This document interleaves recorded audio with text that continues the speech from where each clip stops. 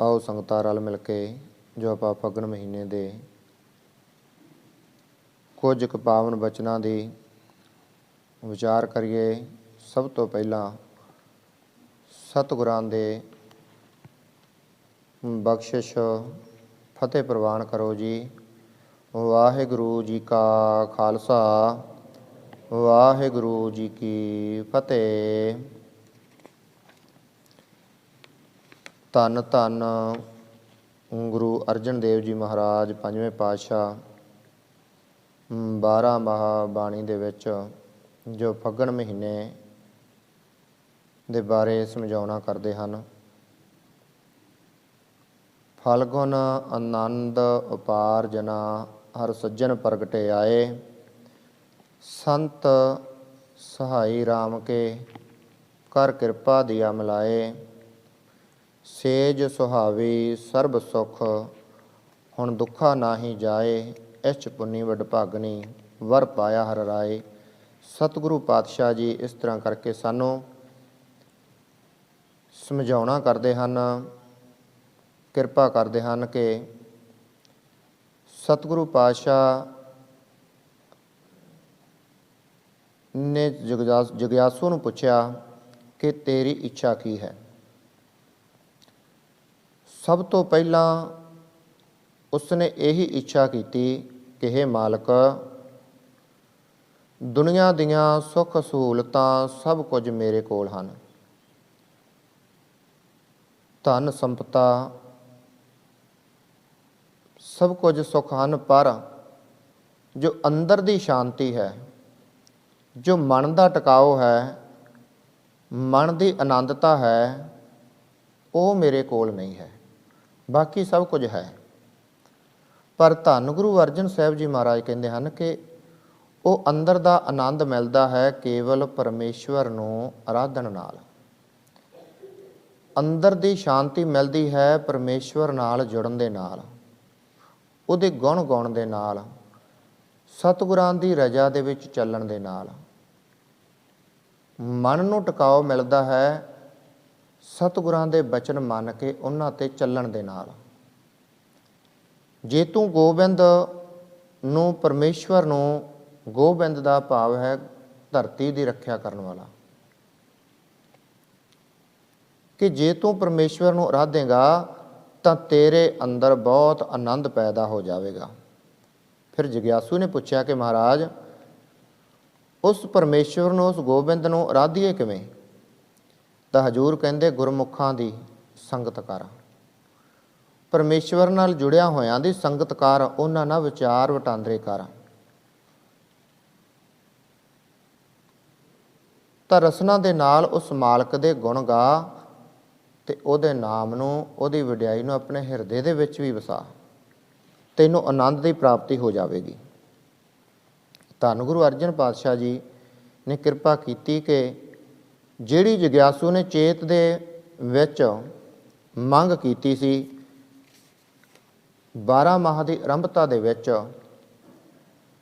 ਇਹ ਇੱਕ ਪਲ ਕਰਕੇ, ਇੱਕ ਦਿਨ ਕਰਕੇ, ਇੱਕ ਮਹੀਨਾ ਕਰਕੇ 12 ਮਹੀਨੇ ਸਫਰ ਬਤੀਤ ਹੁੰਦੇ, 1 ਸਾਲ ਬਣ ਜਾਂਦਾ ਹੈ। ਪਰ ਸਤਿਗੁਰੂ ਕਹਿੰਦੇ ਕਿ ਜਿਹੜੀ ਮੰਗ ਚੇਤ ਵਿੱਚ ਜਗਿਆਸੂ ਮੰਗਦਾ ਸੀ, ਚੇਤ ਗੋਬਿੰਦ ਆਰਾਧੀਐ ਹੋਵੇ ਆਨੰਦ ਘਣਾ, ਕਿ ਚੇਤ ਦੇ ਵਿੱਚ ਮੰਗਦਾ ਸੀ ਕਿ ਸਤਿਗੁਰੂ ਅਸੀਂ ਪਰਮੇਸ਼ਵਰ ਨੂੰ ਕਿਵੇਂ ਆਰਾਧੀਏ। ਚੇਤ ਗੋਬਿੰਦ ਆਰਾਧੀਏ ਹੋਵੇ ਆਨੰਦ ਘਣਾ, ਕਿ ਮਨ ਨੂੰ ਆਨੰਦ ਆ ਜਾਵੇ। ਇਹ ਮੰਗ ਸੀ ਕਿ ਉਸ ਪਰਮੇਸ਼ਵਰ ਦੇ ਗੁਣ ਗਾਉਣ ਦੇ ਨਾਲ, ਉਹਦੀ ਵਡਿਆਈ ਕਰਨ ਦੇ ਨਾਲ, ਉਹਨੂੰ ਆਰਾਧਨ ਦੇ ਨਾਲ ਮਨ ਨੂੰ ਆਨੰਦ ਆਵੇਗਾ। ਤੇ ਪਰ ਆਰਾਧੀਏ ਕਿਵੇਂ? ਜੇ ਹੋਵੇ ਆਨੰਦ ਘਣਾ, ਕਿਵੇਂ ਆਨੰਦ ਮਨ ਦੇ ਵਿੱਚ ਆਵੇਗਾ? ਫਿਰ ਦੂਸਰਾ ਮਹੀਨਾ ਆਇਆ। ਦੂਸਰੇ ਮਹੀਨੇ ਵਿੱਚ ਵਿਸਾਖ ਧੀਰਨ ਕੋ ਵਾਢੀਆਂ ਜਿਨ੍ਹਾਂ ਪ੍ਰੇਮ ਵਿਛੋ, ਕਿ ਉਹਨਾਂ ਦੇ ਅੰਦਰ ਨੂੰ ਧੀਰਜ ਕਿਵੇਂ ਆਵੇ ਜਿਨ੍ਹਾਂ ਦਾ ਮਨ ਹੀ ਅੰਦਰੋਂ ਜੁੜਿਆ ਨਹੀਂ। ਵਿਸਾਖ ਦੇ ਮਹੀਨੇ ਵਿੱਚ ਤਰਲੇ ਲੈ ਰਿਹਾ ਸੀ ਕਿ ਸਤਿਗੁਰੂ ਕਿਰਪਾ ਕਰੋ, ਮੇਰੇ ਮਨ ਨੂੰ ਟਿਕਾਓ ਮਿਲ ਜਾਵੇ। ਅੰਦਰ ਨੂੰ ਤਾਂ ਉਸ ਦੇ ਟਿਕਾ ਮਿਲਣਾ ਜਿਹਦੇ ਅੰਦਰ ਪ੍ਰਮਾਤਮਾ ਪ੍ਰਗਟ ਹੋ ਜਾਵੇ, ਪ੍ਰਮਾਤਮਾ ਦੇ ਨਾਮ ਨੂੰ ਆਰਾਧਨ ਦੀ ਜਾਚ ਆ ਜਾਵੇ, ਪ੍ਰਮਾਤਮਾ ਦੇ ਨਾਮ ਨੂੰ ਸੰਭਾਲਣ ਦੀ ਜਾਚ ਆ ਜਾਵੇ, ਉਹਦੀ ਰਜਾ ਵਿੱਚ ਚੱਲਣ ਦੀ ਜਾਚ ਆ ਜਾਵੇ। ਫਿਰ ਅੱਗੇ ਮਹੀਨਾ ਆਇਆ ਜੇਠ ਵਿੱਚ ਤਪਦਾ ਪਿਆ ਸੀ, ਕਿਉਂਕਿ ਅੰਦਰ ਨੂੰ ਟਿਕਾਓ ਨਹੀਂ ਸੀ। ਜੇਕਰ ਅੰਦਰ ਨੂੰ ਟਿਕਾਓ ਹੁੰਦਾ ਤਾਂ ਫਿਰ ਤਪਦਾ ਨਹੀਂ ਸੀ। ਹਰ ਜੇਠ ਜੜੰਦਾ ਲੋੜੀਐ ਜਿਸ ਅੱਗੇ ਸਭ ਨਵਨ। ਸਤਿਗੁਰੂ ਪਾਤਸ਼ਾਹ ਕਹਿੰਦੇ ਭਾਈ ਜਿਹਦੇ ਅੱਗੇ ਸਾਰੇ ਨਿਵਦੇ ਹਨ, ਤੂੰ ਵੀ ਉਸ ਦੇ ਅੱਗੇ ਨਿਉ ਜਾ, ਉਹਦੇ ਅੱਗੇ ਝੁਕ ਜਾ, ਉਹਦਾ ਬਣ ਜਾ, ਉਹਦਾ ਵੀ ਕੁਝ ਆਸਰਾ ਲੈ ਲੈ। ਤੂੰ ਆਪਣੀ ਸਿਆਣਪ ਦੇ ਨਾਲ ਹੀ ਇਕੱਲਾ ਨਾ ਚੱਲ, ਪਰਮੇਸ਼ਵਰ ਦਾ ਆਸਰਾ ਵੀ ਲੈ। ਕਿਉਂਕਿ ਜੇਠ ਦੇ ਮਹੀਨੇ ਵਿੱਚ ਤਪਦਾ ਸੀ। ਚੇਤ ਦੇ ਮਹੀਨੇ ਵਿੱਚ ਮੰਗ ਕੀਤੀ ਸੀ ਕਿ ਮੇਰੇ ਮਨ ਨੂੰ ਆਨੰਦ ਕਿਵੇਂ ਹੋਵੇ। ਵਿਸਾਖ ਦੇ ਵਿੱਚ ਤਰਲੇ ਲੈ ਰਿਹਾ ਸੀ, ਕਿਉਂ ਮਨ ਟਿਕਦਾ ਨਹੀਂ ਸੀ। ਪਾਤਸ਼ਾਹ ਕਹਿੰਦੇ ਜੇਠ ਦੇ ਮਹੀਨੇ ਵਿੱਚ ਜਦੋਂ ਨਾ ਟਿਕਿਆ ਤੇ ਤਪਣ ਲੱਗ ਪਿਆ, ਖਿਝ ਚੜ੍ਹਨ ਲੱਗ ਪਈ ਕਿ ਟਿਕਦਾ ਨਹੀਂ। ਅਸਾੜ ਅੰਦਰ ਇਸ ਨੂੰ ਟਿਕਣ ਨਹੀਂ ਦਿੰਦਾ, ਕਿਉਂਕਿ ਜੇਠ ਤੇ ਹਾੜ ਦੀ ਤਪਸ ਬਹੁਤ ਹੁੰਦੀ ਹੈ। ਇਸੇ ਤਰ੍ਹਾਂ ਹੀ ਜੇਠ ਹਾੜ ਦੀ ਨਿਆਈ, ਜੇਠ ਹਾੜ ਦੇ ਰੂਪੀ ਜੋ ਸਾਡੇ ਅੰਦਰ ਦੇ ਵਿਕਾਰ ਸਾਨੂੰ ਟਿਕਣ ਨਹੀਂ ਦਿੰਦੇ, ਉਹ ਮਨ ਨੂੰ ਟਿਕਣ ਨਹੀਂ ਦਿੰਦੇ, ਭਜਾਉਂਦੇ ਹਨ। ਤ੍ਰਿਸ਼ਨਾ ਭਜਾਉਂਦੀ ਹੈ, ਲੋਭ ਭਜਾਉਂਦਾ ਹੈ, ਕਾਮ ਕ੍ਰੋਧ ਲੋਭ ਮੋਹ ਹੰਕਾਰ ਇਹ ਟਿਕਣ ਨਹੀਂ ਦਿੰਦੇ। ਪਾਤਸ਼ਾਹ ਕਹਿੰਦੇ ਅੰਦਰ ਤਪਸ ਬਹੁਤ ਹੁੰਦੀ, ਇਹ ਮਨ ਨੂੰ ਟਿਕਣ ਨਹੀਂ ਦਿੰਦੇ। ਤੇ ਜਦੋਂ ਪਰਮਾਤਮਾ ਨਾਲ ਕੁਝ ਸਮਾਂ ਵਿਚਾਰ ਹੋ ਜਾਵੇ, ਪਰਮਾਤਮਾ ਨਾਲ ਮਨ ਜੁੜ ਜਾਵੇ, ਪਰਮਾਤਮਾ ਨੂੰ ਆਰਾਧਨ ਦਾ ਕੋਸ਼ਿਸ਼ ਕਰੀਏ, ਪਾਤਸ਼ਾਹ ਕਹਿੰਦੇ ਫਿਰ ਅੱਗੇ ਸਾਵਣ ਦਾ ਮਹੀਨਾ ਆ ਜਾਂਦਾ ਹੈ। ਸਾਵਣ ਸਰਸੀ ਕਾਮਣੀ ਚਰਨ ਕਮਲ ਸੋ ਪਿਆਰ। ਜਦੋਂ ਕਿਤੇ ਕੋਸ਼ਿਸ਼ ਕੀਤੀ, ਕੁਝ ਚਰਨਾਂ ਦੇ ਨਾਲ ਪਰਮੇਸ਼ਵਰ ਦੇ ਨਾਲ ਪਿਆਰ ਬਣ ਗਿਆ, ਤਾਂ ਫਿਰ ਉਹਦੀ ਰਹਿਮਤ ਦੀ ਕੁਝ ਵਰਸ਼ਾ ਹੋਈ, ਬਾਰਿਸ਼ ਹੋਈ, ਵਰਖਾ ਹੋਈ, ਕੁਝ ਮਨ ਨੂੰ ਟਿਕਾਓ ਪੈਦਾ ਹੋ ਗਿਆ। ਸਾਵਣ ਦੇ ਮਹੀਨੇ ਵਿੱਚ ਨਿੰਮੀ ਨਿੰਮੀ ਉਹਦੇ ਨਾਮ ਦੀ, ਉਹਦੀ ਕਿਰਪਾ ਦੀ ਬਰਸਾਤ ਹੋਈ, ਮਨ ਨੂੰ ਕੁਝ ਕੁ ਟਿਕਾਓ ਆ ਗਿਆ। ਅੱਗੇ ਫਿਰ ਜਦੋਂ ਟਿਕਾਓ ਆ ਗਿਆ ਤਾਂ ਉਸਨੇ ਕਿਹਾ ਕਿ ਹੁਣ ਮੈਂ ਸਭ ਕੁਝ ਕਰ ਸਕਦਾ ਹਾਂ। ਜੀਵ ਦੇ ਆਪਣੇ ਖਿਆਲ ਨੇ, ਇਹ ਮਨੁੱਖ ਦੇ ਆਪਣੇ ਖਿਆਲ ਨੇ। ਜਦੋਂ ਕੁਝ ਮਨ ਨੂੰ ਟਿਕਾਓ ਆ ਜਾਵੇ ਤਾਂ ਉਦੋਂ ਫਿਰ ਕਹਿੰਦਾ ਕਿ ਮੈਂ ਸਭ ਕੁਝ ਕਰ ਸਕਦਾ, ਮੈਂ ਕੀ ਨਹੀਂ ਕਰ ਸਕਦਾ। ਫਿਰ ਹਉਮੈ ਆ ਗਈ। ਪਾਤਸ਼ਾਹ ਕਹਿੰਦੇ ਫਿਰ ਅੱਗੇ ਭਾਦਰੋਂ ਦਾ ਮਹੀਨਾ ਆ ਗਿਆ। ਇਸ ਨੂੰ ਭੁਲੇਖਾ ਪੈ ਗਿਆ ਕਿ ਸ਼ਾਇਦ, ਹੁਣ ਵੀ ਕਈ ਵਾਰੀ ਭੁਲੇਖਾ ਪੈਂਦਾ, ਮਾਫ ਕਰਨਾ, ਕਈ ਵਾਰੀ ਸਾਡੇ ਮਨ ਨੂੰ ਸ਼ਾਂਤੀ ਨਹੀਂ ਆਉਂਦੀ, ਮਨ ਨੂੰ ਟਿਕਾਓ ਨਹੀਂ ਆਉਂਦੀ, ਜਾਂ ਜਿਸ ਚੀਜ਼ ਦੀ ਲੋੜ ਹੈ ਉਹ ਸਾਨੂੰ ਕਿਸੇ ਵੇਲੇ ਨਾ ਮਿਲੇ ਤਾਂ ਅਸੀਂ ਥਾਂ ਥਾਂ 'ਤੇ ਭੱਜਦੇ ਹਾਂ। ਕਈ ਵਾਰੀ ਕੁਦਰਤੀ ਨਿਯਮ ਤੌਰ 'ਤੇ ਉਹ ਸਮਾਂ ਪਾ ਕੇ ਜਿਸ ਦੁੱਖ ਦਾ ਅੰਤ ਹੋਣਾ ਹੁੰਦਾ ਹੋ ਜਾਂਦਾ ਹੈ। ਹੁਣ ਕਿਸੇ ਵੀ ਚੀਜ਼ ਦੀ ਕੋਈ ਉਹਦਾ ਅੰਤ ਹੁੰਦਾ ਹੈ, ਕਿਸੇ ਬਿਮਾਰੀ ਦਾ ਵੀ ਅੰਤ ਹੁੰਦਾ ਹੈ, ਕਿਸੇ ਵੀ ਚੀਜ਼ ਦਾ ਅੰਤ ਸਮਾਂ ਹੁੰਦਾ ਹੈ। ਹੁਣ ਕੋਈ ਬਿਮਾਰੀ ਆ ਗਈ, ਗਰੀਬੀ ਆ ਗਈ, ਜਾਂ ਕੋਈ ਇਸ ਤਰ੍ਹਾਂ ਦਾ ਕੋਈ ਸਮਾਂ ਆ ਗਿਆ ਕਿ ਜਿਹਨੇ ਸਾਨੂੰ ਬਹੁਤ ਦੁਖੀ ਕਰ ਦਿੱਤਾ, ਪਰ ਹੌਲੀ ਹੌਲੀ ਸਮਾਂ ਬੀਤਣ ਦੇ ਨਾਲ ਕੁਦਰਤ ਦੇ ਨਿਯਮ ਦੇ ਅਨੁਸਾਰ ਉਹ ਆਪਣਾ ਸਮਾਂ ਪਾ ਕੇ ਚਲਾ ਜਾਂਦਾ ਹੈ। ਪਰ ਅਸੀਂ ਕਿਤੇ ਕਿਤੇ ਜਾਂਦੇ ਹਾਂ, ਕਿਤੇ ਕਿਤੇ ਜਾਂਦੇ ਹਾਂ। ਕੁਦਰਤੀ ਤੌਰ 'ਤੇ ਕੋਈ ਕਹਿ ਦੇਵੇ ਕਿ ਆਹ ਕੰਮ ਕਰ ਲੈ, ਤੇਰਾ ਰੋਗ ਦੂਰ ਹੋ ਜਾਵੇਗਾ, ਹੈ ਤਾਂ ਦਵਾਈ ਤੌਰ, ਪਰ ਅਸੀਂ ਕਹਿ ਦਿੰਦੇ ਕਿ ਮਹਾਂਪੁਰਖਾਂ ਨੇ ਸਾਨੂੰ ਜੀ ਆਹ ਦਵਾਈ ਦਿੱਤੀ, ਆਹ ਉਹਨੇ ਬਚਨ ਕੀਤਾ ਸੀ, ਤੇ ਹੌਲੀ ਹੌਲੀ ਫਰਕ ਪੈਂਦਾ 10 ਦਿਨਾਂ ਵਿੱਚ 20 ਦਿਨਾਂ ਵਿੱਚ ਰੋਗ ਖਤਮ ਹੋ ਗਿਆ। ਰੋਗ ਨੇ ਤਾਂ ਆਪਣੀ ਉਮਰ ਦੇ ਹਿਸਾਬ ਨਾਲ ਜਾਣਾ ਸੀ, ਪਰ ਉੱਥੇ ਸਾਨੂੰ ਭੁਲੇਖਾ ਪੈ ਗਿਆ ਕਿ ਸ਼ਾਇਦ ਇਹ ਸਭ ਕੁਝ ਕਰ ਸਕਦਾ ਹੈ।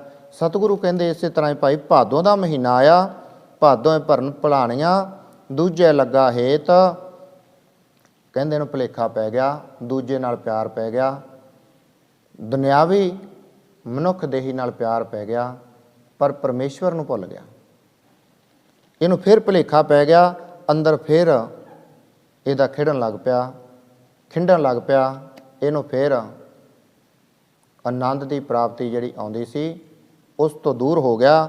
ਪਾਤਸ਼ਾਹ ਕਹਿੰਦੇ ਫਿਰ ਅੱਗੇ ਅੱਸੂ ਦੀ ਰੁੱਤ ਆ ਗਈ। ਅਸਨ ਪ੍ਰੇਮ ਅਮਾੜਾ ਕਿਉਂ ਮਿਲੀਏ ਹਰ ਜਾਏ।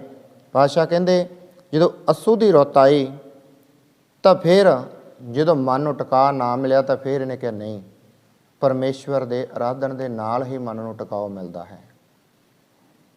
ਉਹ ਸਭ ਨੂੰ ਦਾਤਾਂ ਦੇਣ ਵਾਲਾ, ਇਹਨੂੰ ਜਦੋਂ ਆਰਾਧਾਂਗੇ ਤਾਂ ਸਾਨੂੰ ਵੀ ਦਾਤ ਦੇਵੇਗਾ। ਨਿਯਮ ਦੇ ਅਨੁਸਾਰ ਉਹ ਮਿਲੇਗੀ, ਉਹ ਸਮਾਂ ਪਾ ਕੇ ਮਿਲੇਗੀ। ਕਈ ਵਾਰ ਅਸੀਂ ਛੇਤੀ ਭਾਲਦੇ ਹਾਂ ਕਿ ਸਾਨੂੰ ਤੁਰੰਤ ਮਿਲ ਜਾਵੇ, ਪਰ ਜਦੋਂ ਉਸ ਦੀ ਰੁੱਤ ਆ ਗਈ ਉਸ ਸਮੇਂ ਦੇ ਅਨੁਸਾਰ ਉਹਨੇ ਮਿਲ ਜਾਣਾ ਹੈ, ਆ ਜਾਣਾ ਹੈ। ਸਤਿਗੁਰੂ ਕਹਿੰਦੇ ਕਿ ਅੱਸੂ ਦੇ ਮਹੀਨੇ ਦੇ ਵਿੱਚ ਫਿਰ ਮਨ ਉਸੇ ਪਾਸੇ ਮੁੜਿਆ ਕਿ ਪਰਮੇਸ਼ਵਰ ਹੀ ਸਭ ਕੁਝ ਕਰ ਸਕਦਾ ਹੈ। ਉਹਨੂੰ ਆਰਾਧਨ ਦੇ ਨਾਲ ਹੀ ਸਭ ਕੁਝ ਮਿਲ ਜਾਂਦਾ ਹੈ। ਅੱਸੂ ਦੀ ਰੁੱਤ ਆਈ ਤਾਂ ਫਿਰ ਅੰਦਰ ਪ੍ਰੇਮ ਨੇ ਉਛਾਲਾ ਖਾਧਾ। ਫਿਰ ਅੰਦਰੋਂ ਹਿਰਦਾ ਜਾਗਿਆ, ਮਨ ਜਾਗਿਆ ਕਿ ਮਨਾ ਤੂੰ ਕਿਹੜੇ ਪਾਸੇ ਚੱਲ ਪਿਆ। ਹੁਣ ਵੀ ਕਈ ਵਾਰੀ ਹੁੰਦਾ ਹੈ ਅਸੀਂ ਭਟਕਦੇ ਜਦੋਂ ਗੁਰਬਾਣੀ ਦੇ ਕੁਝ ਸ਼ਲੋਕ ਸੁਣਦੇ, ਗੁਰਬਾਣੀ ਦੀ ਵਿਚਾਰ ਸੁਣਦੇ, ਕੋਈ ਕਥਾ ਕੀਰਤਨ ਸੁਣਦੇ, ਫਿਰ ਮਨ ਕਈ ਵਾਰੀ ਸਾਡਾ ਕਹਿੰਦਾ ਹੈ ਕਿ ਮਨਾ ਕਿਹੜੇ ਪਾਸੇ ਤੁਰਿਆ ਫਿਰਦਾ। ਜਦੋਂ ਪਰਮੇਸ਼ਵਰ ਤੋਂ ਬਿਨਾਂ ਹੈ ਹੀ ਕੋਈ ਨਹੀਂ, ਸਭ ਨੂੰ ਦਾਤਾਂ ਦੇਣ ਵਾਲਾ ਇੱਕ ਹੈ, ਇੱਕ ਪਰਮੇਸ਼ਵਰ ਹੈ। ਸਤਿਗੁਰੂ ਨੇ ਗੁਰਬਾਣੀ ਦੀ ਆਰੰਭਤਾ ਦੇ ਵਿੱਚ ਹੀ ਸਾਨੂੰ ਇਹ ਸਮਝਾਉਣਾ ਕਰ ਦਿੱਤਾ ਹੈ ਕਿ ਇੱਕ ਓੰਕਾਰ ਸਤਨਾਮ, ਕਰਤਾ ਪੁਰਖ ਕਰਨ ਵਾਲਾ ਉਹ ਅਕਾਲ ਪੁਰਖ ਇੱਕ ਹੀ ਹੈ। ਇੱਕ ਦਾ ਨਿਯਮ ਸਤਿਗੁਰੂ ਨੇ ਸਾਨੂੰ ਪਹਿਲਾਂ ਸਮਝਾਤਾ ਕਿ ਸਭ ਨੂੰ ਦੇਣ ਵਾਲਾ, ਸਭ ਨੂੰ ਪਾਲਣ ਵਾਲਾ, ਸਾਰੀ ਸ੍ਰਿਸ਼ਟੀ ਨੂੰ ਚਲਾਉਣ ਵਾਲਾ ਇੱਕ ਹੀ ਹੈ, ਉਹ ਪਰਮੇਸ਼ਵਰ ਅਕਾਲ ਪੁਰਖ ਆਪ ਹੈ। ਬਾਕੀ ਸਾਰੇ ਉਹਦੇ ਨਿਯਮ ਦੇ ਅਨੁਸਾਰ ਚੱਲਦੇ ਹਨ। ਖੈਰ, ਜਦੋਂ ਮਨ ਨੇ ਉਛਾਲਾ ਖਾਧਾ, ਮਨ ਜਾਗਿਆ, ਹਿਰਦੇ ਵਿੱਚੋਂ ਫਿਰ ਆਵਾਜ਼ ਉੱਠੀ ਕਿ ਮਨਾ ਤੂੰ ਕਿਹੜੇ ਪਾਸੇ ਤੁਰਿਆ ਫਿਰਦਾ ਹੈ। ਜਦੋਂ ਸਭ ਨੂੰ ਦੇਣ ਵਾਲਾ ਇੱਕ ਹੈ ਤਾਂ ਫਿਰ ਮੈਂ ਉਹਦੇ ਨਾਲ ਹੀ ਕਿਉਂ ਨਾ ਜੁੜ ਜਾਵਾਂ। ਅੱਗੇ ਕੱਤਕ ਦਾ ਮਹੀਨਾ ਆ ਗਿਆ। ਕੱਤਕ ਦੇ ਵਿੱਚ ਫਿਰ ਬੇਨਤੀ ਕੀਤੀ ਕਿ ਸਤਿਗੁਰੂ ਮੈਂ ਆਪਣੀਆਂ ਗੁਨਾਹਾਂ ਕਰਕੇ, ਆਪਣੀਆਂ ਗਲਤੀਆਂ ਕਰਕੇ, ਆਪਣੇ ਕਰਮਾਂ ਕਰਕੇ, ਆਪਣੇ ਕੀਤੇ ਹੋਏ ਕੰਮਾਂ ਕਰਕੇ ਮੈਂ ਤੇਰੇ ਤੋਂ ਵਿਛੜ ਗਿਆ ਸੀ। ਹੁਣ ਕਿਰਪਾ ਕਰਕੇ ਮੈਨੂੰ ਆਪਣੇ ਨਾਲ ਜੋੜ ਲਵੋ। ਕੱਤਕ ਕਰਮ ਕਮਾਵਣੇ ਦੋਸ਼ ਨਾ ਕਾਹੂ ਜੋਗ, ਪਰਮੇਸ਼ਰ ਤੇ ਭੁੱਲਿਆ ਵਿਆਪਨ ਸਭੇ ਰੋਗ। ਖਿਨਮੇ ਕੌੜੇ ਹੋਏ ਗਏ ਜਿਤੜੇ ਮਾਇਆ ਭੋਗ, ਵਿੱਚ ਨਾ ਕੋਈ ਕਰ ਸਕੈ ਕਿਸ ਥੈ ਰੋਵੇ ਰੋਜ਼। ਕਿ ਸਤਿਗੁਰੂ ਮੈਂ ਆਪਣੇ ਕਰਮਾਂ ਕਰਕੇ ਤੇਰੇ ਤੋਂ ਵਿਛੜ ਗਿਆ ਸੀ, ਹੁਣ ਕਿਰਪਾ ਕਰਕੇ ਮੈਨੂੰ ਆਪਣੇ ਨਾਲ ਜੋੜ ਲਵੋ। ਤਾਂ ਸਤਿਗੁਰੂ ਨੇ ਕਿਰਪਾ ਕੀਤੀ। ਅੱਗੇ ਫਿਰ ਜੋ ਮੱਘਰ ਦਾ ਮਹੀਨਾ ਆਇਆ, ਮੱਘਰ ਦੇ ਵਿੱਚ ਜੁੜਿਆ, ਕਿਉਂਕਿ ਜਦੋਂ ਇੱਕ ਵਾਰੀ ਬੰਦਾ ਟੁੱਟ ਜਾਂਦਾ, ਦੁਬਾਰੇ ਜੁੜੇ ਤਾਂ ਫਿਰ ਛੇਤੀ ਟੁੱਟਦਾ ਨਹੀਂ। ਜਿਹਨੂੰ ਤਾਂ ਸਮਝ ਪੈ ਗਈ ਕਿ ਪਰਮੇਸ਼ਵਰ ਹੀ ਜੋ ਕੁਝ ਕਰਦਾ, ਉਹ ਇੱਕ ਵਾਰੀ ਪਰਮੇਸ਼ਵਰ ਨਾਲ ਜੁੜ ਗਿਆ, ਉਹਦੇ ਤੇ ਭਾਵੇਂ ਕਿੰਨੀਆਂ ਮੁਸੀਬਤ ਦੀਆਂ ਹਨੇਰੀਆਂ ਚੱਲਣ, ਉਹ ਟੁੱਟਦਾ ਨਹੀਂ। ਜਿਹਦਾ ਇੱਕ ਵਾਰੀ ਪ੍ਰੇਮ ਪਰਮੇਸ਼ਵਰ ਦੇ ਨਾਲ ਬਣ ਗਿਆ, ਉਹਨੂੰ ਜਿੰਨਾ ਕੋਈ ਮਰਜ਼ੀ ਤੋੜੇ ਪਰ ਉਹ ਨਹੀਂ ਟੁੱਟਦਾ। ਤੇ ਜਿਹੜਾ ਟੁੱਟਿਆ ਹੋਇਆ ਉਹਨੂੰ ਤਾਂ ਕਹਿਣ ਦੀ ਲੋੜ ਹੀ, ਉਹ ਪਹਿਲਾਂ ਤਿਆਰ ਹੁੰਦਾ ਵੀ ਚੱਲ ਮੈਂ ਚੱਲਦਾ ਤੇਰੇ ਨਾਲ। ਖੈਰ, ਮੱਘਰ ਮਾਹੇ ਸੁਹੰਦੀਆਂ ਹਰ ਪਿਰ ਸੰਗ ਬੈਠੜੀਆਂ। ਮੱਘਰ ਦੇ ਵਿੱਚ ਫਿਰ ਹੋਰ ਪ੍ਰੇਮ ਵੱਧ ਗਿਆ। ਪ੍ਰੇਮ ਵਧਣ ਦੇ ਨਾਲ ਆਨੰਦ ਪੈਦਾ ਹੋਇਆ। ਤਾਂ ਜੀਵ ਨੇ ਕਿਹਾ ਕਿ ਪਰਮੇਸ਼ਵਰ ਦੇ ਨਾਲ ਜੁੜਨ ਕਰਕੇ ਹੀ ਮਨ ਨੂੰ ਆਨੰਦ ਮਿਲਦਾ ਹੈ, ਬਾਕੀ ਸਭ ਇੱਕ ਦਿਨ ਖਤਮ ਹੋਣ ਵਾਲਾ ਹੈ। ਤੇ ਇਸ ਕਰਕੇ ਆਨੰਦ ਹੀ ਮਾਣੋ। ਪਾਤਸ਼ਾਹ ਕਹਿੰਦੇ ਮੱਘਰ ਦੇ ਵਿੱਚ ਜੁੜਿਆ ਹੋਇਆ ਤੱਕ ਕੇ ਫਿਰ ਚਾਉ ਪੈਦਾ ਹੋਇਆ। ਚਾਉ ਦੇ ਪੈਦਾ ਹੋਣ ਕਰਕੇ ਪਰਮੇਸ਼ਵਰ ਨੇ ਕਿਰਪਾ ਕੀਤੀ। ਸਤਿਗੁਰੂ ਕਹਿੰਦੇ ਫਿਰ ਸਤਿਗੁਰੂ ਨੇ, ਪਰਮੇਸ਼ਵਰ ਨੇ ਇੱਕ ਸੋਝੀ ਬਖਸ਼ ਦਿੱਤੀ ਕਿ ਜੇ ਤੂੰ ਹੁਣ ਜੁੜਿਆ ਹੈ ਤਾਂ ਨਾਮ ਵੀ ਜਪ ਲਿਆ ਕਰ। ਪਹਿਲਾਂ ਤਾਂ ਜੁੜਨ ਦੀ ਗੱਲ ਹੀ ਚੱਲਦੀ ਹੈ ਨਾ, ਕਿ ਜੁੜਿਆ ਕਿਵੇਂ ਜਾਵੇ, ਮਨ ਨੂੰ ਟਿਕਾਓ ਕਿਵੇਂ ਆਵੇ, ਮਨ ਨੂੰ ਸ਼ਾਂਤੀ ਕਿਵੇਂ ਮਿਲੇ। ਪਾਤਸ਼ਾਹ ਕਹਿੰਦੇ ਹੁਣ ਜੇ ਤੂੰ ਜੁੜ ਗਿਆ ਮੱਘਰ ਦੇ ਮਹੀਨੇ ਵਿੱਚ, ਹੁਣ ਤੂੰ ਥੋੜ੍ਹੀ ਜਿਹੀ ਹੋਰ ਹਿੰਮਤ ਕਰ, ਹੁਣ ਤੂੰ ਨਾਮ ਵੀ ਜਪ ਲਿਆ ਕਰ। ਸਤਿਗੁਰੂ ਕਹਿੰਦੇ ਪੋਖ ਤੁਖਾਰ ਨਾ ਵਿਆਪੇ ਕੰਠ ਮਿਲਿਆ ਹਰਨਾਓ। ਪਾਤਸ਼ਾਹ ਕਹਿੰਦੇ ਜੇ ਤੂੰ ਨਾਮ ਜਪ ਲਵੇਂ, ਪਰਮੇਸ਼ਰ ਕਹਿੰਦੇ ਮੈਂ ਤੈਨੂੰ ਆਪਣੇ ਛਾਤੀ ਦੇ ਨਾਲ ਲਾ ਲਵਾਂਗਾ। ਜਿਸ ਨੂੰ ਗੁਰੂ, ਜਿਸ ਨੂੰ ਪਰਮੇਸ਼ਵਰ ਆਪਣੇ ਗਲੇ ਦੇ ਨਾਲ ਲਾਵੇ ਤੇ ਫਿਰ ਉਹਨੂੰ ਦੁੱਖ ਕਿੱਥੋਂ ਆ ਜਾਣਗੇ। ਸਤਿਗੁਰੂ ਕਹਿੰਦੇ ਇੰਨੀ ਕਿ ਹਿੰਮਤ ਕਰ।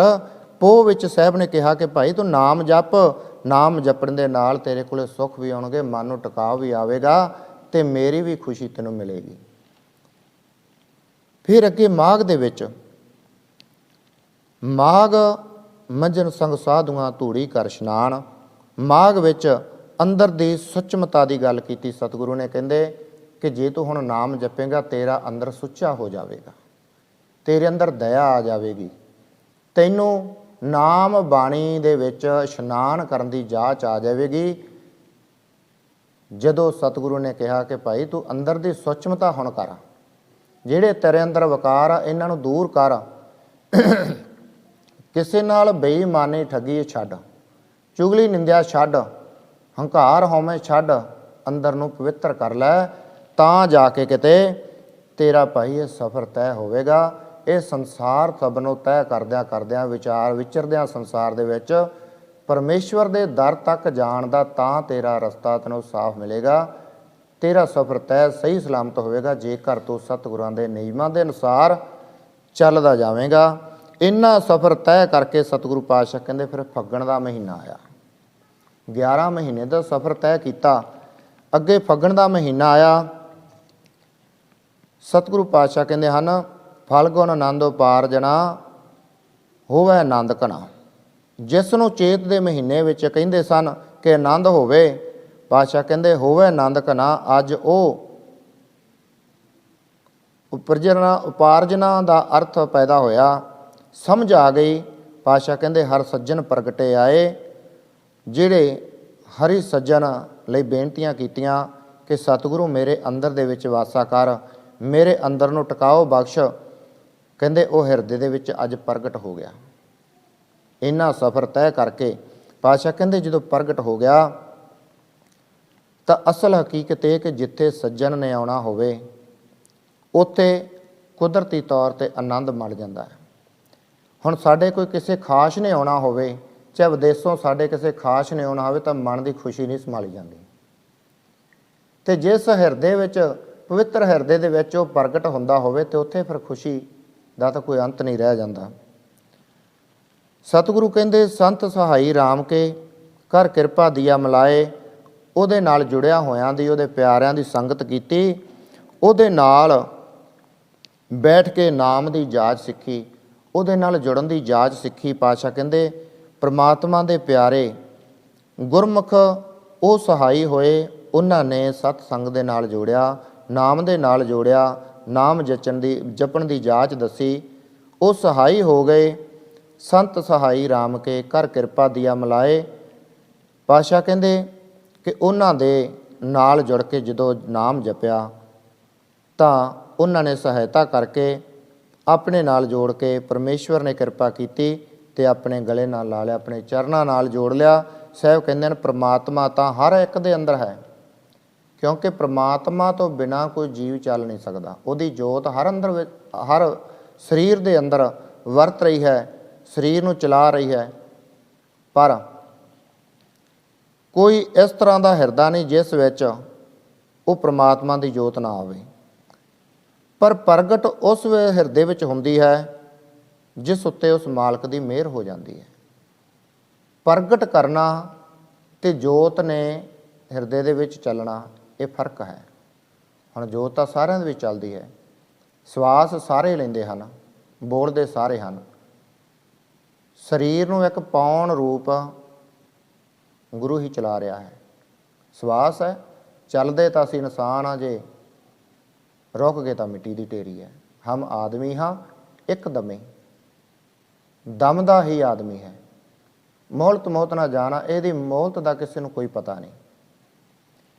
ਪਾਤਸ਼ਾਹ ਕਹਿੰਦੇ ਭਾਈ ਜੇ ਤੂੰ ਉਸ ਨੂੰ ਪ੍ਰਗਟ ਕਰਨਾ ਹੈ ਤਾਂ ਉਸ ਦੇ ਨਿਯਮਾਂ ਦੇ ਅਨੁਸਾਰ ਤੈਨੂੰ ਚੱਲਣਾ ਪਵੇਗਾ। ਬਾਕੀ ਜੋਤ ਤਾਂ ਸਾਰਿਆਂ ਦੇ ਵਿੱਚ ਵਰਤਦੀ ਹੈ, ਪਰ ਪ੍ਰਗਟ ਉਹ ਕਿਤੇ ਕਿਤੇ ਹੀ ਹੁੰਦੀ ਹੈ। ਸਤਿਗੁਰੂ ਕਹਿੰਦੇ ਕਿ ਭਾਈ ਜੇ ਤੂੰ ਪਰਮੇਸ਼ਵਰ ਦਾ ਆਨੰਦ ਲੈਣਾ ਹੈ ਤਾਂ ਤੈਨੂੰ ਉਹਦੇ ਨਿਯਮਾਂ ਦੇ ਅਨੁਸਾਰ ਚੱਲਣਾ ਪਵੇਗਾ। ਫਲਗੁਣ ਆਨੰਦ ਉਪਾਰਜਨਾ ਹਰ ਸੱਜਣ ਪ੍ਰਗਟੇ ਆਏ, ਸੰਤ ਸਹਾਈ ਰਾਮ ਕੇ ਕਰ ਕਿਰਪਾ ਦੀਆ ਮਿਲਾਏ। ਪਾਤਸ਼ਾਹ ਕਹਿੰਦੇ ਸੇਜ ਸੁਹਾਵੀ ਸਰਬ ਸੁਖ, ਕਿ ਮੇਰੇ ਹਿਰਦੇ ਵਿੱਚ ਸੋਹਣੀ ਸੇਜ ਤੇ ਮੇਰਾ ਹੁਣ ਸੱਜਣ ਆ ਗਿਆ, ਮੇਰਾ ਪਰਮੇਸ਼ਵਰ ਆ ਗਿਆ। ਉਹਨੇ ਆ ਕੇ ਆਸਣ ਲਾ ਲਿਆ। ਸਰਬ ਸੁੱਖ ਹੁਣ ਸਭ ਤਰ੍ਹਾਂ ਕਰਕੇ ਸੁੱਖ ਹੀ ਸੁੱਖ ਹੈ, ਆਨੰਦ ਹੀ ਆਨੰਦ ਹੈ। ਹੁਣ ਮਨ ਸਦਾ ਖਿੜਿਆ ਖਿੜਿਆ ਰਹਿੰਦਾ ਹੈ, ਖੁਸ਼ੀ ਵਿੱਚ ਰਹਿੰਦਾ ਹੈ। ਹੁਣ ਦੁੱਖਾ ਨਾ ਹੀ ਜਾਏ। ਜਾਏ ਦਾ ਭਾਵ ਹੈ ਥਾਂ। ਕਹਿੰਦੇ ਹੁਣ ਜਿਸ ਹਿਰਦੇ ਵਿੱਚ ਪਰਮੇਸ਼ਵਰ ਆ ਗਿਆ ਉੱਥੇ ਫਿਰ ਖੁਸ਼ੀਆਂ ਹੀ ਖੁਸ਼ੀਆਂ ਨੇ। ਜਿੱਥੇ ਹੁਣ ਦੁੱਖ ਨੂੰ ਕੋਈ ਜਗ੍ਹਾ ਨਹੀਂ, ਦੁੱਖ ਵਾਸਤੇ ਕੋਈ ਟਿਕਾਓ ਨਹੀਂ, ਦੁੱਖ ਨੂੰ ਕਿਤੇ ਰਹਿਣ ਦੀ ਜਗ੍ਹਾ ਨਹੀਂ। ਕਿਉਂਕਿ ਹੁਣ ਅੰਦਰ ਇਹ ਨਹੀਂ ਕਿ ਸਰੀਰ ਨੂੰ ਦੁੱਖ ਨਹੀਂ ਆਉਂਦੇ, ਸਰੀਰ ਨੂੰ ਤਕਲੀਫਾਂ ਨਹੀਂ ਆਉਂਦੀਆਂ, ਸਰੀਰ ਨੂੰ ਬਿਮਾਰੀਆਂ ਨਹੀਂ ਲੱਗਦੀਆਂ, ਪਰ ਬਿਮਾਰੀਆਂ ਨੂੰ ਸਹਿਣ ਦੀ ਜਾਚ ਆ ਜਾਂਦੀ ਹੈ। ਬਿਮਾਰੀਆਂ ਨੂੰ ਝੱਲਣ ਦੀ, ਦੁੱਖਾਂ ਨੂੰ ਸਹਿਣ ਦੀ ਜਾਚ ਆ ਜਾਂਦੀ ਹੈ। ਪਰਮੇਸ਼ਵਰ ਦੇ ਭਾਣੇ ਦੇ ਵਿੱਚ ਚੱਲਣਾ ਆ ਜਾਂਦਾ। ਉੱਥੇ ਪਤਾ ਕੀ ਕਹਿੰਦਾ ਕਿ ਹੁਣ ਜਿਵੇਂ ਆਪਾਂ ਕੋਈ ਵੱਲਾ ਸੋਲਾ ਖਾ ਲਈਏ, ਅਸੀਂ ਕਹਿੰਦੇ ਅਸੀਂ ਆਹ ਖਾ ਲਿਆ ਸੀ ਤਾਂ ਇਹ ਰੋਗ ਬਣ ਗਿਆ। ਪਰਮੇਸ਼ਵਰ ਨੂੰ ਫਿਰ ਇਨਸਾਨ ਦੋਸ਼ ਨਹੀਂ ਦਿੰਦਾ, ਕਿਉਂਕਿ ਸਾਡੇ ਆਪਣੇ ਕਰਮਾਂ ਕਰਕੇ ਹੀ ਅਸੀਂ ਕੁਝ ਕੁ ਜਿਹੜੇ ਰੋਗ ਖੱਟ ਲੈਂਦੇ ਹਾਂ। ਖੈਰ, ਕਹਿੰਦੇ ਹੁਣ ਜਦੋਂ ਪਰਮੇਸ਼ਵਰ ਨੇ ਹਿਰਦੇ ਰੂਪੀ ਸੇਜ ਤੇ ਆ ਕੇ ਆਸਣ ਲਾ ਲਿਆ ਤਾਂ ਹੁਣ ਦੁੱਖ ਵਾਸਤੇ ਕੋਈ ਥਾਂ ਨਹੀਂ ਰਹਿ ਗਈ। ਇੱਛ ਪੁੰਨੀ ਵਡਭਾਗਨੀ ਵਰ ਪਾਇਆ ਹਰ ਰਾਏ। ਵੱਡਿਆਂ ਭਾਗਾਂ ਵਾਲੀ ਜੀਵ ਇਸਤਰੀ ਦੀ ਇੱਛਾ ਪੂਰੀ ਹੋ ਗਈ, ਜਿਹੜੀ ਤੜਫਦੀ ਸੀ ਕਿ ਮੇਰੇ ਮਨ ਵਿੱਚ ਆਨੰਦ ਹੋ ਜਾਵੇ, ਮੈਨੂੰ ਉਸ ਪਰਮੇਸ਼ਵਰ ਦੇ ਨਾਲ ਮਿਲਾਪ ਹੋ ਜਾਵੇ। ਪਾਤਸ਼ਾਹ ਕਹਿੰਦੇ ਇੱਛ ਪੁੰਨੀ ਵਡਭਾਗਨੀ, ਹੁਣ ਵੱਡੇ ਭਾਗਾਂ ਵਾਲੀ ਉਸ ਜੀਵ ਇਸਤਰੀ ਦੀ ਇੱਛਾ ਪੂਰੀ ਹੋ ਗਈ, ਜਿਹੜੀ ਕਦੇ ਮਾਲਕ ਦਾ ਪਿਆਰ ਮੰਗਦੀ ਸੀ, ਮਾਲਕ ਦੇ ਆਉਣ ਦੀ ਖੁਸ਼ੀ ਦੀ ਉਡੀਕ ਕਰਦੀ ਸੀ ਕਿ ਮੈਨੂੰ ਆਨੰਦ ਕਿਵੇਂ ਮਿਲੇ, ਮੈਨੂੰ ਖੁਸ਼ੀ ਕਿਵੇਂ ਹੋਵੇ, ਮੇਰਾ ਪਤੀ ਪਰਮਾਤਮਾ ਮੈਨੂੰ ਕਿਵੇਂ ਮਿਲੇ। ਵਰ ਪਾਇਆ ਹਰ ਰਾਏ, ਉਹਨਾਂ ਨੂੰ ਹਰੀ ਪਰਮਾਤਮਾ, ਹਰੀ ਰਾਏ ਵਾਹਿਗੁਰੂ ਪਰਮਾਤਮਾ ਮਿਲ ਗਿਆ। ਅੱਜ ਉਹ ਸੰਗਤ ਨੂੰ ਮਿਲ ਕੇ ਕਹਿ ਰਹੀ ਹੈ ਜੀਵ ਇਸਤਰੀ ਕਿ ਹੇ ਸਖੀਓ, ਜਿਹੜੀ ਮੈਂ ਕਿਰਤ ਕਰਮ ਕਰਕੇ ਵਿਛੜੀ ਸਾਂ। ਕਿਰਤ ਕਰਮ ਕੇ ਵਿਛੜੇ, ਜੋ ਆਪਾਂ ਪਹਿਲਾਂ ਆਰੰਭਤਾ ਦੇ ਵਿੱਚ 12ਵਾਂ ਬਾਣੀ ਦੇ ਵਿੱਚ ਪੜ੍ਹਿਆ ਸੀ ਕਿ ਕਿਰਤ ਕਰਮ ਕਰਕੇ ਮੈਂ ਵਿਛੜੀ ਸੀ, ਆਪਣੇ ਕਰਮਾਂ ਕਰਕੇ ਵਿਛੜੀ ਸੀ। ਹੁਣ ਉਹ ਪਰਮੇਸ਼ਵਰ ਮੈਨੂੰ ਮਿਲ ਗਿਆ ਹੈ। ਮਿਲ ਸਹੀਆਂ ਮੰਗਲ ਗਾਵੇ ਗੀਤ ਗੋਬਿੰਦ ਅਲਾਏ। ਹੁਣ ਸਹੀਆਂ ਦਾ ਅਰਥ ਹੈ ਗੁਰਮੁਖ, ਜਾਂ ਇਸ ਨੂੰ ਕੁਝ ਵਿਦਵਾਨਾਂ ਨੇ ਆਪਣੇ ਜੋ ਸਰੀਰ ਦੀਆਂ ਇੰਦਰੀਆਂ ਵੀ ਦੱਸਿਆ ਹੈ, ਜਿਹੜੀਆਂ ਸਾਨੂੰ ਟਿਕਣ ਨਹੀਂ ਸੀ ਦਿੰਦੀਆਂ। ਅੱਜ ਉਹ ਗੁਰਮਤ ਦੇ ਅਨੁਸਾਰ ਜੁੜ ਕੇ ਸਭ ਸਾਡੀਆਂ ਸਰੀਰਕ ਇੰਦਰੀਆਂ ਵੀ ਉਸ ਪਰਮੇਸ਼ਵਰ ਨੂੰ ਗਾ ਰਹੀਆਂ ਨੇ। ਹੁਣ ਮਨ ਉਹਨਾਂ ਨੂੰ ਵੀ ਕਹਿੰਦਾ ਤੁਸੀਂ ਵੀ ਗਾਓ। ਉਹ ਵੀ ਸਹੇਲੀਆਂ ਬਣ ਗਈਆਂ, ਉਹਦੀਆਂ ਸਖੀਆਂ ਬਣ ਗਈਆਂ, ਉਹਦੇ ਜਿਹੜੇ ਵਕਾਰ ਸੀ ਉਹ ਵੀ ਉਹਦੇ ਸੱਜਣ ਬਣ ਗਏ। ਪਰ ਬਾਹਰੀ ਤੌਰ 'ਤੇ ਜਪਣ ਵਾਲਿਆਂ ਨਾਲ ਮਿਲ ਕੇ ਨਾਮ ਜਪਿਆ ਤਾਂ ਉਹ ਹੁਣ ਦੂਜਿਆਂ ਨੂੰ ਵੀ ਕਹਿ ਰਿਹਾ, ਭਾਈ ਗੁਰੂ ਪਿਆਰਿਆਂ ਦੇ ਨਾਲ ਜੁੜ ਕੇ ਉਹਨਾਂ ਦੀ ਸੰਗਤ ਕਰਕੇ ਤੁਸੀਂ ਵੀ ਉਸ ਪਰਮੇਸ਼ਵਰ ਦੇ ਗੋਬਿੰਦ ਦੇ ਗੀਤ ਗਾਉਣੇ ਕਰੋ, ਉਹਦੀ ਵਡਿਆਈ ਕਰਨੀ ਕਰੋ। ਮਿਲ ਸਹੀਆਂ ਮੰਗਲ ਗਾਵੇ ਗੀਤ ਗੋਬਿੰਦ ਅਲਾਏ, ਅਸੀਂ ਵੀ ਉਹਦੇ ਗੀਤ ਗਾਏ, ਤੁਸੀਂ ਵੀ ਗਾਉਣੇ ਕਰੋ। ਹਰ ਜਿਹਾ ਅਵਰ ਨਾ ਦੇਸਈ, ਕੋਈ ਦੂਜਾ ਲਵੇ ਨਾ ਲਾਏ। ਕਹੇ ਵਾਹਿਗੁਰੂ ਪਰਮੇਸ਼ਵਰ ਜੀ, ਤੇਰੇ ਵਰਗਾ ਹੋਰ ਕੋਈ ਨਹੀਂ ਦਿਸਦਾ, ਜਿਹੜਾ ਹਰ ਥਾਂ ਤੇ ਇੱਕ ਸਮੇਂ ਵਰਤਦਾ ਹੋਵੇ। ਇੱਕ ਥਾਂ ਤੇ ਨਹੀਂ, ਇਨਸਾਨ ਇੱਕ ਥਾਂ ਤੇ ਇੱਕ ਸਮੇਂ ਵਰਤ ਸਕਦਾ ਹੈ, ਪਰ ਪਰਮੇਸ਼ਵਰ ਸਭ ਦੇ ਵਿੱਚ ਵਰਤ ਰਿਹਾ ਹੈ। ਹਰ ਜਿਹਾ ਅਵਰ ਨਾ ਦੇਸਈ, ਕੋਈ ਦੂਜਾ ਲਵੇ ਨਾ ਲਾਏ। ਕਹੇ ਵਾਹਿਗੁਰੂ, ਤੇਰੇ ਵਰਗਾ ਕੋਈ ਹੋਰ ਨਹੀਂ ਦਿਸਦਾ, ਕੋਈ ਦੂਜਾ ਲਵੇ ਨਾ ਲਾਏ। ਤੇਰੇ ਵਰਗਾ ਹੋਵੇ ਜਿਹੜਾ ਰਹਿਮਤ ਕਰੇ, ਪਰ ਤੇਰੇ ਵਰਗਾ ਤਾਂ ਇੱਕ ਤੂੰ ਹੀ ਹੈ, ਹੋਰ ਦੂਜੇ ਨੂੰ ਅਸੀਂ ਕੀ ਕਹੀਏ। ਹਲਤ ਪਲਤ ਸਵਾਰਿਆਨ ਲੋਕ ਤੇ ਪ੍ਰਲੋਕ, ਤੂੰ ਮੇਰਾ ਸਵਾਰ ਦਿੱਤਾ। ਨਿਹਚਲ ਦਿੱਤੀ ਅਨਜਾਏ, ਹੁਣ ਉਹ ਥਾਂ ਦੇ ਦਿੱਤੀ ਜਿਸ ਦੀ ਮੈਨੂੰ ਲੋੜ ਸੀ। ਸਤਿਗੁਰੂ ਕਹਿਣ ਲੱਗੇ, ਸੰਸਾਰ ਸਾਗਰ ਤੇ ਰੱਖਿਆ ਨਾ, ਬੌਹੜ ਨਾ ਜਨਮੈ ਧਾਏ। ਸੰਸਾਰ ਸਮੁੰਦਰ 'ਚੋਂ ਤੂੰ ਕਿਰਪਾ ਕਰਕੇ ਮੈਨੂੰ ਹੱਥ ਦੇ ਕੇ ਰੱਖ ਲਿਆ। ਨਾਲ ਕਹਿ ਦਿੱਤਾ, ਬੌਹੜ ਨਾ ਜਨਮੈ ਧਾਏ, ਅੱਜ ਤੋਂ ਬਾਅਦ ਜਨਮ ਤੇ ਮਰਨ ਨਹੀਂ ਹੋਵੇਗਾ। ਫਿਰ ਕਹਿਣ ਲੱਗੇ, ਕਿਹੇ ਮੇਰੇ ਮਾਲਕ, ਜਿਹਵਾ ਏਕ ਅਨੇਕ ਗੁਣ, ਤਰੇ ਨਾਨਕ ਚਰਨੀ ਪਾਏ। ਕਿ ਮੇਰੀ ਜੀਭ ਇੱਕ ਹੈ, ਤੇਰੇ ਗੁਣ ਅਨੇਕਾਂ ਹਨ। ਜ਼ੁਬਾਨ ਇੱਕ ਹੈ, ਗੁਣ ਤੇਰੇ ਬੇਅੰਤ ਹਨ। ਤੇ ਫਿਰ ਕਹਿੰਦੇ ਹਨ, ਫਲ ਗੁਣ ਨਿਤ ਸਲਾਹੀ ਹੈ, ਜਿਸ ਨੂੰ ਤਿਲ ਨਾ ਤਮਾਏ। ਉਹਦੀ ਸਿਫਤ ਕਰੀ ਜਿਸ ਫੱਗਣ ਦੇ ਮਹੀਨੇ ਵਿੱਚ ਤਿਲ ਜਿੰਨਾ ਵੀ ਲਾਲਚ ਨਹੀਂ, ਕਿਉਂਕਿ ਹੁਣ ਸਭ ਤਰ੍ਹਾਂ ਕਰਕੇ ਸਭ ਕੋਲੇ ਸਮਾਂ ਹੈ।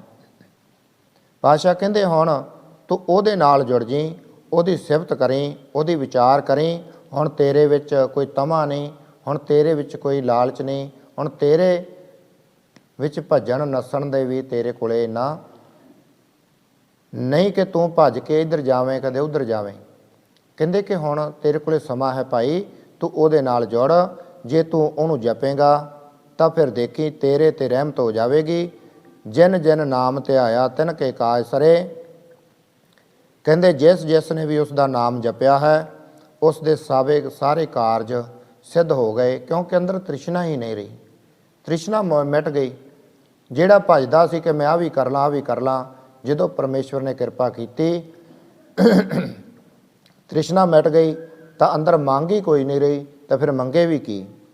ਉਹਨੂੰ ਇੰਝ ਲੱਗਦਾ ਹੈ ਕਿ ਜੋ ਪਰਮੇਸ਼ਵਰ ਦਿੰਦਾ ਹੈ ਸਭ ਨਿਯਮ ਦੇ ਅਨੁਸਾਰ ਮਿਲ ਰਿਹਾ ਹੈ। ਕਾਰਜ ਜਿਹੜੇ ਹੁਣ ਕਰਨੇ ਸੀ ਉਹ ਆਪਣੇ ਆਪ ਹੋ ਰਹੇ, ਨਿਯਮ ਦੇ ਅਨੁਸਾਰ ਹੋ ਰਹੇ ਹਨ। ਪਾਤਸ਼ਾਹ ਕਹਿੰਦੇ ਜਿਨ ਜਿਨ ਨਾਮ ਧਿਆਇਆ ਤਿਨ ਕੇ ਕਾਜ ਸਰੇ। ਹਰ ਗੁਰ ਪੂਰਾ ਆਰਾਧਿਆ ਦਰਗਹਿ ਸੱਚ ਖਰੇ। ਉਹਨਾਂ ਨੇ ਪੂਰੇ ਗੁਰੂ ਨੂੰ ਆਰਾਧਿਆ, ਹਰੀ ਨਾਮ ਦੇ ਵਿੱਚ ਜੁੜੇ ਹੋਏ, ਰੱਬ ਦੀ ਦਰਗਾਹ ਦੇ ਵਿੱਚ ਉਹਦੇ ਘਰ ਦੇ ਵਿੱਚ ਜਾ ਕੇ ਉਹ ਪ੍ਰਵਾਨ ਹੋ ਗਏ, ਉਹ ਸੁੱਚੇ ਬਣ ਗਏ। ਸਤਿਗੁਰੂ ਕਹਿੰਦੇ ਸਰਬ ਸੁੱਖਾਂ ਨਿਧ ਚਰਨ ਹਾਰ, ਭਉਜਲ ਬਿਕਮ ਤਰੇ।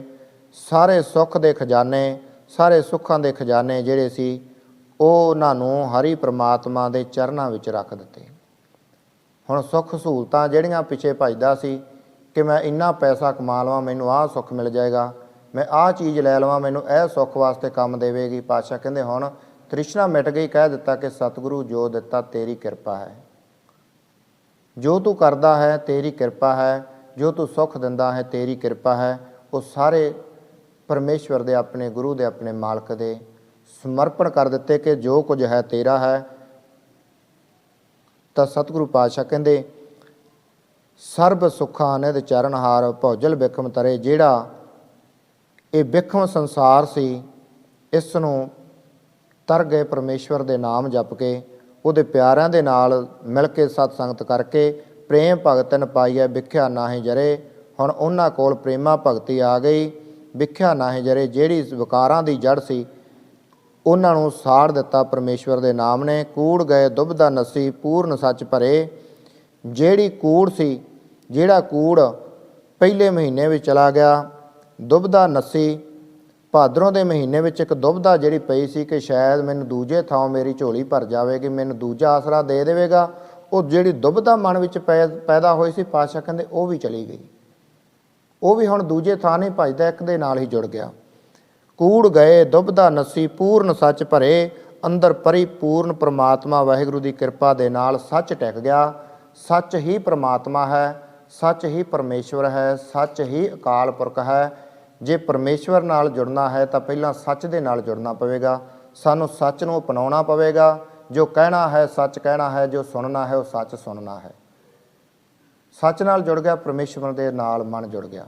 ਪਾਤਸ਼ਾਹ ਕਹਿੰਦੇ ਇਸ ਤਰ੍ਹਾਂ ਕਰਕੇ ਭਾਈ ਉਹ ਪੂਰਨ ਸੱਚ ਦੇ ਨਾਲ ਮਨ ਜਦ ਜੁੜ ਗਿਆ, ਪਾਰ ਬ੍ਰਹਮ ਪ੍ਰਭ ਸੇਵਦੇ ਮਨ ਅੰਦਰ ਏਕ ਧਰੇ। ਉਹ ਵਾਹਿਗੁਰੂ ਨੂੰ ਜਪਦੇ ਹਨ, ਸਿਮਰਦੇ ਹਨ, ਮਨ ਅੰਦਰ ਏਕ ਧਰੇ। ਉਹ ਆਪਣੇ ਵਾਹਿਗੁਰੂ ਇੱਕ ਨੂੰ ਹੀ ਹਿਰਦੇ ਦੇ ਵਿੱਚ ਟਿਕਾ ਕੇ ਰੱਖਦੇ ਹਨ। ਐਵੇਂ ਭਰਮ ਭੁਲੇਖਿਆਂ ਦੇ ਵਿੱਚ ਨਹੀਂ ਪੈਂਦੇ ਕਿ ਉਹ ਫਲਾਣਾ ਚੰਗਾ ਹੈ, ਉਹ ਚੰਗਾ ਹੈ, ਆਹ ਮਹੀਨਾ ਚੰਗਾ ਹੈ, ਉਹ ਦਿਨ ਚੰਗਾ ਹੈ, ਆਹ ਦਿਨ ਚੰਗਾ ਹੈ, ਆਹ ਸਮਾਂ ਚੰਗਾ ਹੈ। ਉਹ ਇਸ ਤਰ੍ਹਾਂ ਦੀ ਕੋਈ ਵਿਚਾਰ ਨਹੀਂ ਕਰਦੇ। ਕਿਉਂ ਕਿ ਜੋ ਦਿਨ ਬਣਾਇਆ ਹੈ ਉਹਦੇ ਨਿਯਮ ਦੇ ਅਨੁਸਾਰ ਚੱਲਦਾ ਹੈ, ਉਹਦੀ ਕਿਰਪਾ ਦੇ ਨਾਲ ਦਿਨ ਆਉਂਦਾ ਹੈ, ਦਿਨ ਜਾਂਦਾ ਹੈ। ਮਹਾ ਦਿਵਸ ਮਹੂਰਤ ਭਲੇ। ਉਹ ਮਹੀਨਾ, ਉਹ ਦਿਨ, ਮਹਾ ਮਹੀਨੇ, ਦਿਵਸ ਦਿਨ, ਮਹੂਰਤ ਪਲ। ਪਾਤਸ਼ਾਹ ਕਹਿੰਦੇ ਉਹ ਮਹੀਨਾ, ਉਹ ਦਿਨ, ਉਹ ਪਲ ਸੱਚਾ ਹੈ ਜਿਹੜਾ ਉਹਦੀ ਯਾਦ ਵਿੱਚ ਜੁੜ ਜਾਵੇ, ਉਹਦੇ ਰਜਾ ਦੇ ਅਨੁਸਾਰ ਚਲਾਵੇ। ਜਿਸ ਕੋ ਨਦਰ ਕਰੇ, ਜਿਸ ਤੇ ਹਰੀ ਪ੍ਰਮਾਤਮਾ ਦੀ ਕਿਰਪਾ ਹੋ ਗਈ ਤਾਂ ਪਾਤਸ਼ਾਹ ਕਹਿੰਦੇ ਉਹ ਸਾਰੇ ਦਿਨ, ਉਹ ਮਹੀਨੇ, ਉਹ ਪਲ ਘੜੀਆਂ ਸਭ ਚੰਗੇ ਹਨ। ਨਾਨਕ ਮੰਗੇ ਦਰਸਦਾਨ ਕਿਰਪਾ ਕਰੋ ਹਰੇ। ਸ਼ੁਰੂ ਵਿੱਚ ਵੀ ਕਿਰਪਾ ਮੰਗੀ ਤੇ ਅਖੀਰ ਦੇ ਵਿੱਚ ਵੀ ਸਤਿਗੁਰੂ ਪਾਤਸ਼ਾਹ ਕਹਿੰਦੇ ਜੇ ਤੂੰ ਵਾਹਿਗੁਰੂ ਪਰਮੇਸ਼ਵਰ ਜੀ ਜੇ ਤੂੰ ਤਰੁੱਠਾ ਹੈ ਤਾਂ ਆਪਣੇ ਦਰਸ਼ਨਾਂ ਦਾ ਦਾਨ ਬਖਸ਼ ਦੇ। ਨਾਨਕ ਮੰਗੇ ਦਰਸ ਦਾਨ, ਕਿਰਪਾ ਕਰੋ ਹਰੇ ਤੁਸੀਂ ਕਿਰਪਾ ਕਰੋ, ਮੈਂ ਤੇਰੀ ਕਿਰਪਾ ਮੰਗਣ ਆਇਆ ਹਾਂ। ਸਾਰੇ 12 ਮਾਹਾਂ ਦਾ ਸਮੁੱਚਾ ਭਾਵ ਹੈ ਕਿ ਉਹਦੀ ਕਿਰਪਾ ਲੈਣੀ ਹੈ। ਕਿਵੇਂ ਲੈਣੀ ਹੈ? ਕਿਰਪਾ ਲਈ ਜਾਵੇ ਤਾਂ ਇਹ ਜੋ ਕਿਰਤ ਦੇ ਅਨੁਸਾਰ ਆਪਣੇ ਜੀਵਨ ਨੂੰ ਢਾਲੇਗਾ ਤਾਂ ਧੰਨ ਗੁਰੂ ਅਰਜਨ ਸਾਹਿਬ ਪਾਤਸ਼ਾਹ ਕਹਿੰਦੇ ਕਿ ਭਾਈ ਉਹ ਕਿਰਪਾ ਕਰਨ ਵਾਲਾ ਬੇਅੰਤ ਕਿਰਪਾ ਕਰ ਦਿੰਦਾ ਹੈ। ਆਪ ਸੇਵਾ ਕਰਨ ਵਾਲੇ, ਆਪ ਸਿਮਰਨ ਕਰਨ ਵਾਲੇ ਬਣੋ, ਉਹਦੀ ਕਿਰਪਾ ਦਾ ਕੋਈ ਅੰਤ ਨਹੀਂ। ਉਹ ਕਿਰਪਾ ਕਰਨ ਲਈ ਤਿਆਰ ਬੈਠਾ ਹੈ, ਪਰ ਅਸੀਂ ਕਿਰਪਾ ਲੈਣ ਵਾਲੇ ਬਣ ਜਾਈਏ। ਸੋ ਇਹ ਸੀ ਸਤਿਗੁਰਾਂ ਦੇ ਪਾਵਨ ਬਚਨਾਂ ਦੇ ਜੋ ਆਪਾਂ ਕੁਝ ਕੁ ਸਮਾਂ ਵਿਚਾਰ ਕੀਤੀ।